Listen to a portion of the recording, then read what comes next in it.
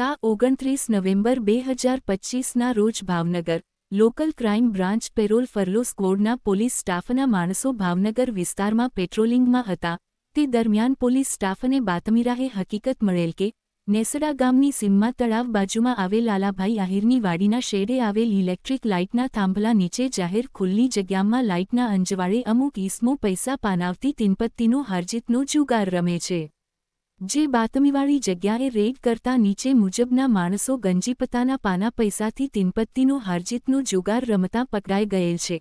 તેના વિરુદ્ધ શિહોર પોલીસ સ્ટેશનમાં જુગાર પ્રતિબંધક ધારાની કલમ હેઠળ ગુન્હો દાખલ કરાવવામાં આવેલ છે।